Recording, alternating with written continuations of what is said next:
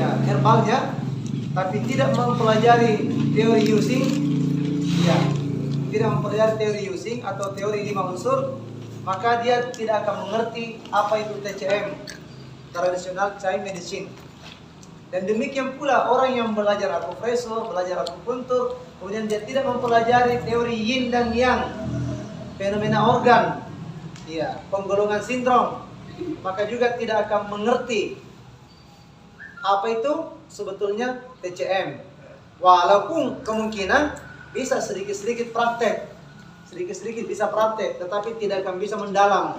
Kenapa? Karena yang mendasari, filosofi yang mendasari enggak dipaham sebelumnya. Oleh karena itu menjadi penting bagi kita semua untuk mengenal apa itu daripada teori Yusin atau 5 unsur ini.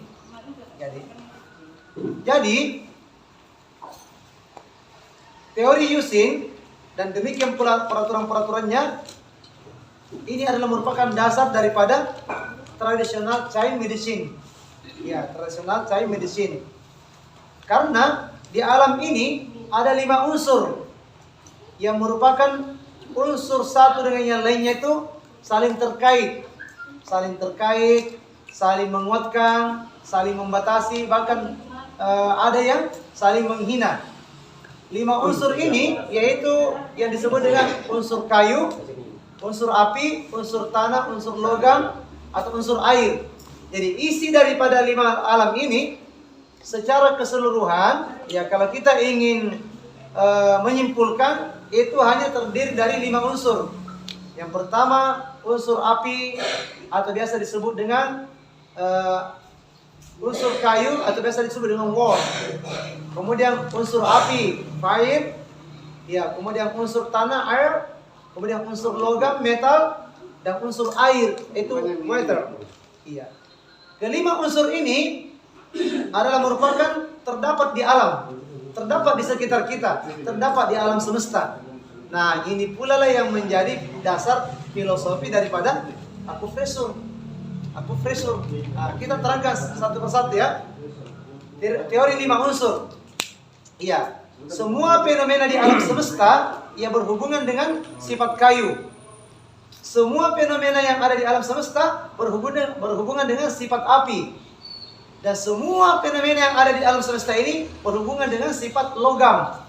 Dan demikian pula sifat air. Nah, semua ini dalam keadaan terus-menerus berubah dan bergerak secara elastis. Ya, kelima unsur ini terus bergerak. Ya, terus-menerus bergerak, berubah setiap waktu, dan demikian pula bergerak setiap waktu. Nggak ada yang menetap pada sebuah kondisi.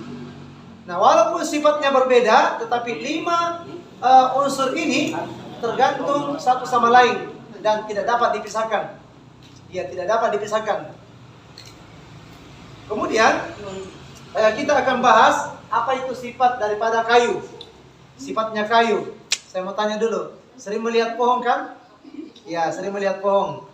Sering melihat kayu. Nah, apa sifat daripada kayu? Kira-kira apa sifatnya kayu? Sifat daripada kayu itu tumbuh, keras, apalagi? Ya, dia berkembang kan? Berkembang, rindang. Apalagi? Kalau ditiup angin gimana itu kayu? Ya, dia melambai atau bergoyang. Dia elastis kan? Elastis. Kemudian, tetapi kayu bisa terbakar tidak? Bisa terbakar. Iya, kayu bisa terbakar. Dan bahkan memang dia sifatnya terbakar. Iya, karena tidak ada kayu yang keras-keras amat yang tidak bisa terbakar. Semua jenis kayu bisa terbakar. Nah, itulah sifat kayu. Itulah sifat kayu. Kemudian, maka segala sesuatu yang mempunyai sifat dan ciri-ciri yang menyerupai kayu, itulah yang disebut dengan dalam pergerakan kayu. Nah, sebentar ada organ yang mewakili. Yang mana itu organ yang mewakili sifat kayu di dalam tubuh? Iya. Kemudian, ini kita hanya singkat-singkat saja pengenalan. Sifat api. Apa sifatnya api, Bapak Ibu? Membakar. Panas. Apalagi? Membakar. Apalagi? Apalagi sifatnya kayu? Api. Membumbung ke atas. Apalagi sifatnya kayu? Sifatnya api. Dapat menguapkan air. dapat mendidihkan air. Bahkan sifat daripada api ini, coba kalau kita memasak air di rumah, lama dikasih mendidih, ya tidak dimatikan apinya, apa yang terjadi pada air kita? Ya airnya habis. Jadi sifat api itu dia bisa menghabisi air. Oleh karena itu, ketika di dalam tubuh kita ini organ apinya terlalu yang itu bahaya bagi organ air. Yang mana itu organ api ya? Di situ ada jantung. Yang mana organ air? Nah, di sana ada ginjal atau kandung kemih. Ketika jantungnya yang ekses, maka berbahaya bagi organ air, yaitu organ ginjal. Kalau kita mau kaitkan dengan organ, tapi kita pelajari dulu sifat-sifatnya. Bahwa sifat daripada api itu membumbung ke atas, menyala, kemudian memanaskan, dapat menguapkan air, dan dia bisa menghabiskan air. Sifat daripada api. Maka segala sesuatu yang punya sifat menyerupai api, maka dia digolongkan ke dalam pergerakan api. Jadi ada pergerakan api di dalam tubuh kita, atau unsur api yang ada dalam tubuh kita. Atau kalau boleh kita katakan ada organ yang mewakili organ api di dalam tubuh kita. Kemudian sifat tanah. Ayo kita lihat tanah, kita bayangkan itu tanah. Apa itu sifatnya tanah? Ya, tanah itu sifatnya menumbuhkan. Ya, kalau ada sesuatu yang ditanam, maka tanaman bisa tumbuh. Tapi kalau tidak ada media tanahnya, tanaman susah tumbuh. Tanaman tidak tumbuh di udara. Harus ada medianya dulu, media tanamnya.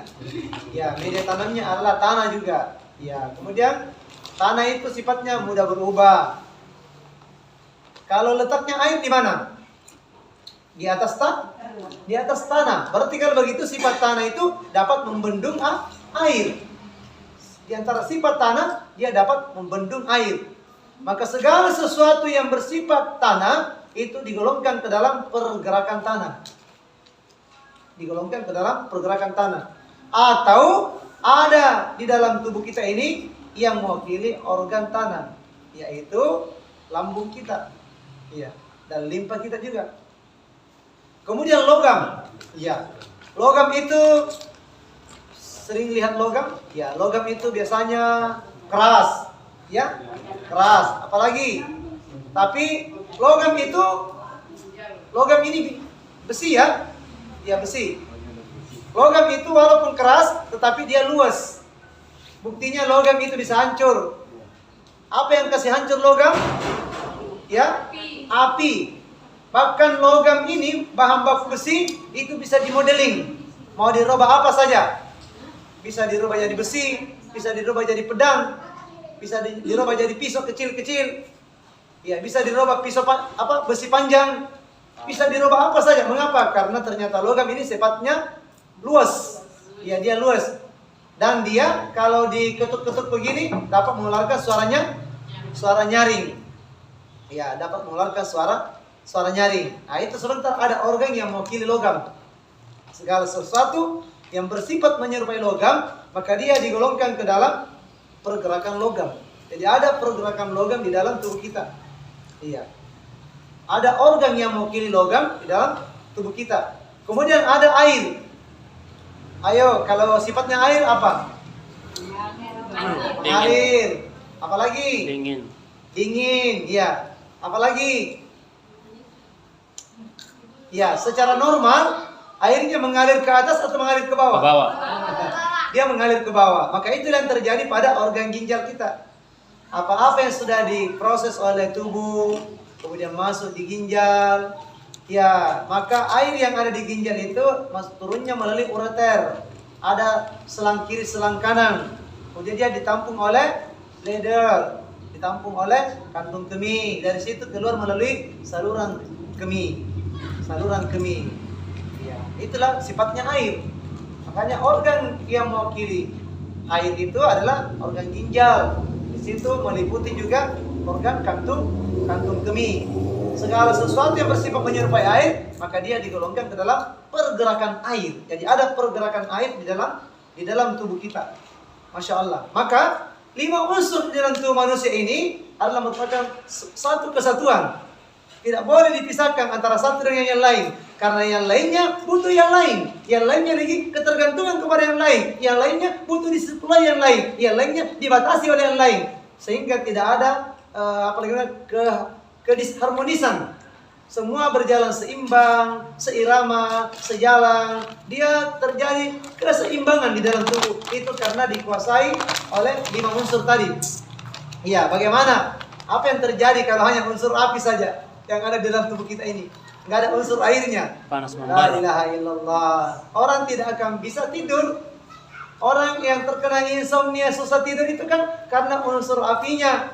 Iya, lebih mendominasi. Yang dia rasakan sakit kepala, panas, walaupun sudah pakai AC, AC-nya sudah full, ya sudah full sampai suhu terdingin, masih tetap merasakan panas. Mengapa? Bukan AC yang bermasalah. Yang bermasalah adalah unsur yin di dalam tubuhnya yang bermasalah. Ada organ yang lebih mendominasi yang disebut di dalam pengobatan akupresur, yaitu eksesif, terlalu berlebih. Ya, dia terlalu eksesif, terlalu berlebih. Ya. Maka demikian pula orang yang organ dinginnya atau organ airnya yang bermasalah. Organ airnya bermasalah, dia lebih mendominasi organ ginjal. Ya, gimana? Apa yang terjadi kalau organ ginjalnya bermasalah? Sedikit-sedikit buang air, keringat, ya sedikit-sedikit dingin, menggigil. Nah, kenapa? Unsur apinya sedikit. Ya, unsur apinya tidak